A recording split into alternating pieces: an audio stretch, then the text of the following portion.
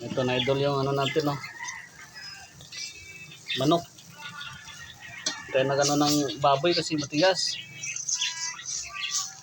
Ito kamote pala ito nilagay ko. Kaya ng magic mga idol. Tugtog tayo ng paminta. Dagdag tayo ng tubig mga idol. Sabaw. Yung idol malapit na lumambot yung karne natin.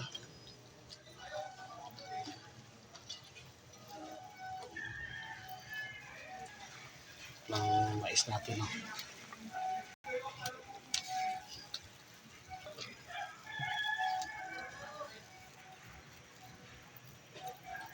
Mga idol.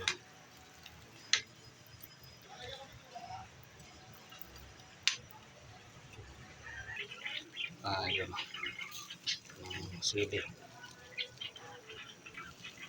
Siling panigang to mga idol. Sinigang bla. Po.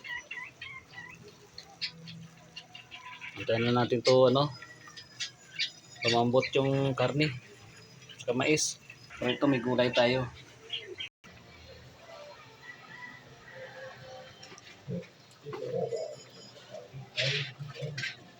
Lapit na maluto ito mga idol. Lumambot to yung karne ng manok. Okay na to. Tingnan pa natin kasi may magre-reklamo na naman. Tigas na naman yung luto natin. Kaon na lang, reklamo pa. Mga idol, lapit na to. Yan. Nakulo-kulo na yung sabaw natin mga idol. Pag lumambot na to yung mais saka, no, pwede ito lagay yung gulay. So ito mga idol, oh.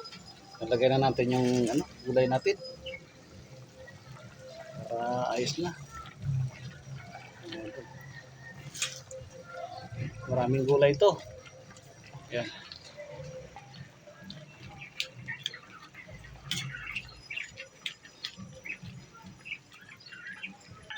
Marami pa ito.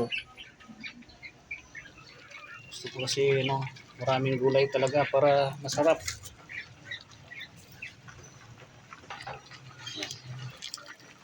Nung puno ng ano,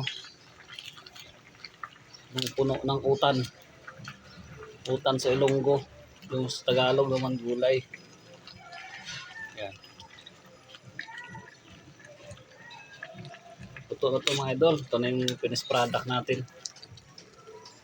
Half cook lang naman to.